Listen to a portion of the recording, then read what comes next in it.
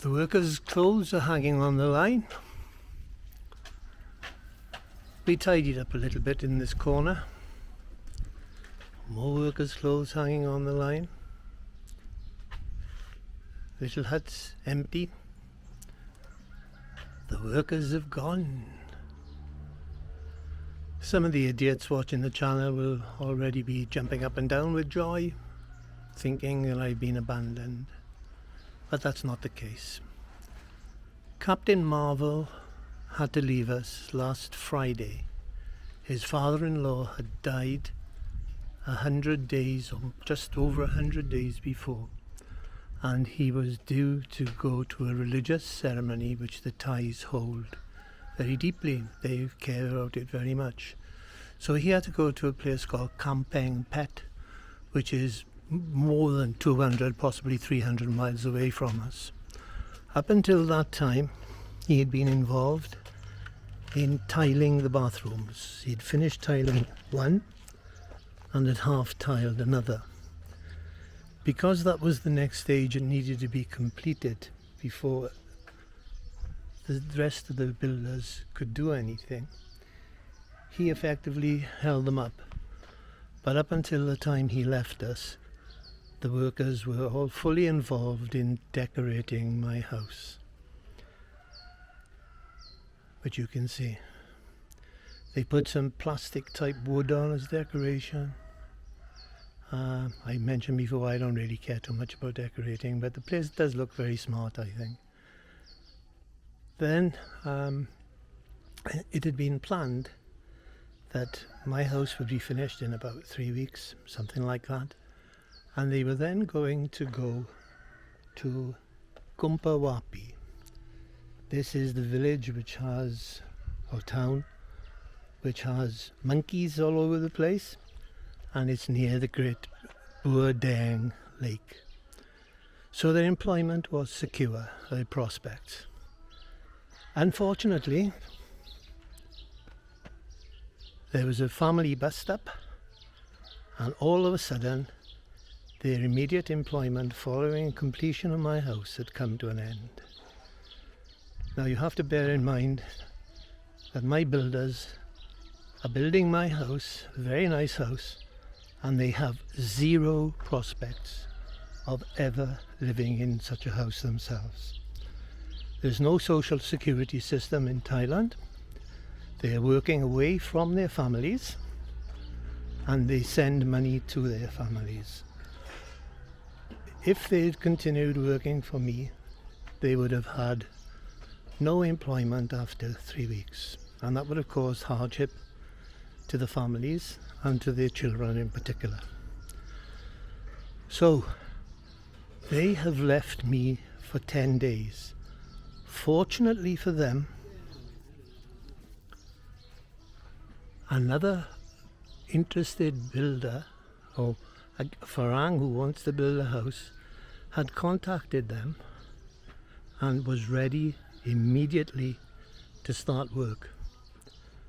So off they went. They'll be away from me for 10 days, during which time they will mark out his land for the building of the house, dig holes like they did with me, set the foundations, possibly do some steel work. But by doing that, they lay claim to that building. So when they come back to me in 10 days' time, they will finish my work in 3 to 4 weeks, but then they are guaranteed to have employment after. So that is more important than me being slightly inconvenienced by having to wait 10 days.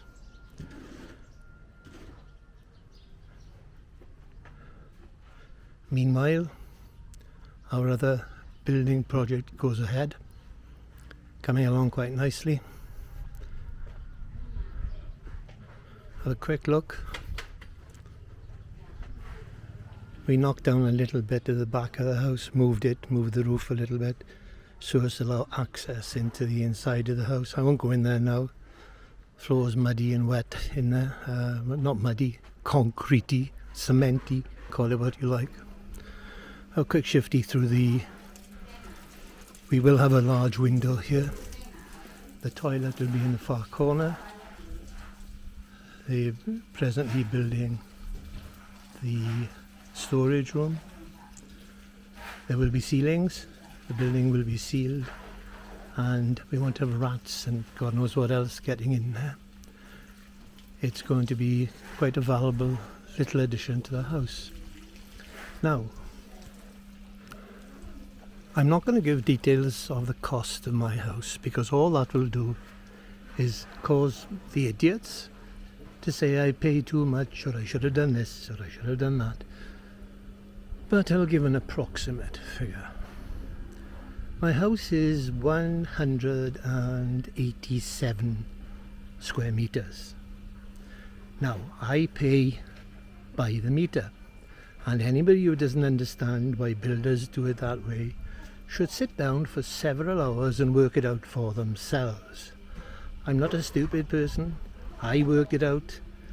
Anybody who's genuine and wants to build a house out here, they need to sit down and think and realise why it is that builders do it that particular way. So it's 187 square meters, but let's pretend that it's 200 square meters for the sake of convenience. Let us also assume that the cost of building per meter is 15,000 baht. That means that the total cost of this house would be 3 million baht. And that's not far away from what the actual figure is. Anyway. I could pay bill.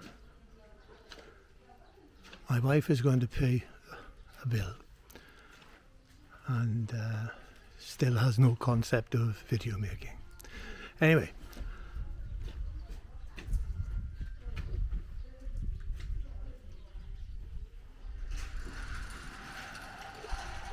there she goes.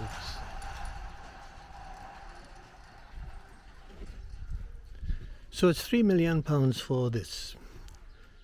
I mentioned before I don't like the steps, and the small bedroom could have been about a metre wider, but it's okay, we can put a double bed in there. But everything else that we have in the house is what we need, and that is very important. That's what we need.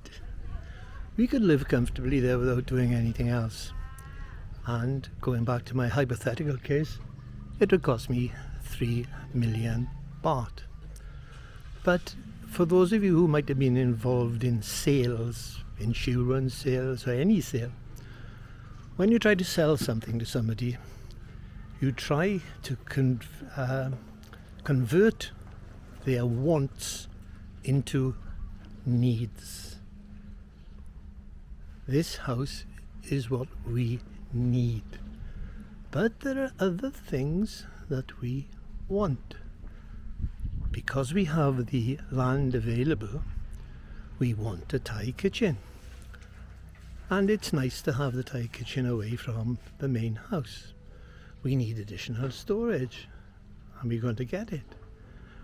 When we knock down part of this old house, we're going to certainly have at least 2 more bedrooms, some storage, a very large place to sit outside, and another bathroom. Now this work with the little kitchen, or the Thai kitchen, and this house will be carried out by my family and by there's one of the guys working now, by a local builder.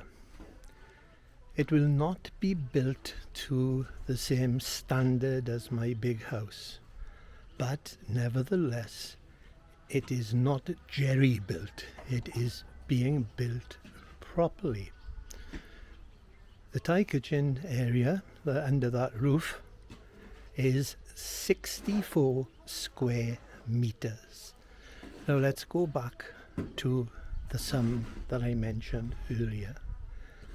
If that building had been attached to my big house there would have been additional cost of 64 square meters, which is 960,000 baht. Let's call it 1,000,000 baht. The actual cost of materials and labour in this Thai building, this Thai kitchen building, is at the moment 240,000 baht, which is a hell of a lot less than 960,000. We saved ourselves nearly 750,000 baht by building the things we want, not with our main builder. I hope that makes sense to people. We built the Thai kitchen building for less than 5,000 UK pounds, and we anticipate that we will do something with this big house, and that'll probably only cost about 3,000 pounds. So we've done very well for the money spent. So the object, and I've never seen this in any other Thai video. It's obvious when you think about it, but nobody's ever mentioned it in the hundreds of videos that I've seen before. When you want to build your own house in Thailand, and I'm going to use the word should, I don't like it, but I'm going to use it, you should first consider what you actually need and plan your house around your needs. If you're lucky enough to have land, not the little 67 Talangwa plots where you were obliged to have more than one story.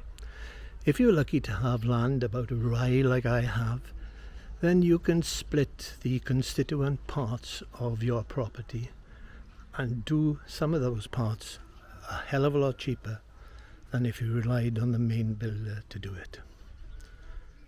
I hope that makes sense to you all. The other thing is, the builder himself is very, very important. We hadn't set eyes on the builder until about the end of October. We had looked at his work online. We contacted him, and we'd already done in pencil a plan of the house. Some Farangs, when they make their videos on house building out here, will tell you it's taken almost 6 months to 12 months to get the plans agreed by an architect and all that. We didn't have to do that. True, our builder made a mistake because he knocked out a ramp, and in so doing he knocked out part of the walkway, which he is going to reinstate. But apart from that, he did all the plans, and we then took them to the local building registry. I must have signed, as a witness to my wife's signature, I must have signed about 250 documents for all the plans that were done for them to be authorised. The cost with the land people here was minimal. We can't even remember what it was. It was very, very small, but it was done. So our builder worked from a pencil sketch of what we wanted, provided the plans, and set about building it. Our Thai building is similar. You could say the expression we use in the UK, that it's been designed on a fag packet, and the little man who's building it knows what he's doing. We have quality materials in it. The roof could have been made of sturdier stuff, but it's certainly going to see me out, and it'll probably still be here in 50 years, so what the hell. We've got PVC mosquito net windows, and we got a sliding door. We got the toilet, and we will have a toilet and all the kitchen equipment. It's going to be tiled, painted. There'll be an outside walkway, and all for £5,000. Although we have been able to reduce that because we used family to do the foundations and the roof. The other thing is, in building the roof and the foundations, we bought a cutting machine and welding equipment. They came to about 25,000 baht, but we've donated those to our family members because there's no way in this world I can only use a computer and pen. There's no way that I'm ever going to use welding equipment. So there we are. I've gone on at very great length. Those of you who are genuinely concerned, interested in building a house in Thailand, will, I think, have learned something from it. Fortunately, because I've been so boring, the idiots will have disappeared a long time ago. My wife is going into town to pay a water bill. We built our well in the UK. As from next April, I will be scheduled to pay 3,200 baht a month for my water in the UK. We had our bill today, 84 baht. 84 baht. For maintaining, at sometimes, 12 to 15 people. Never less than 5. 2 building sites going, welding. If you start in the garden, we're using water for that. And it's less than 2 quid UK. So another thing that you might consider when you build your own house, depending on exactly on where it is located, we are paying virtually nothing for water. Our electricity bill was 1,600 baht or £40 UK, and that was for all the use on the workers' camp, welding, cement mixers, electric cement mixers, water pumps, computers, television, you name it. An awful lot of stuff. And that was 40 quid a month. In the UK, I was paying 370 every month as a direct debit. So there we are. I've gone on quite a lot. I've not shown you anything really. You must be pretty bored looking at what I've been filming. But I hope those people who are genuine and want to move to Thailand and build a property will have learned something today. If you have any queries, please put it in the comments and I'll do my best to answer. As before, anybody wanting to come and see the property is welcome. Alright, thank you very much. Won't be long now, I'll be having my lunch. Thank you and goodbye.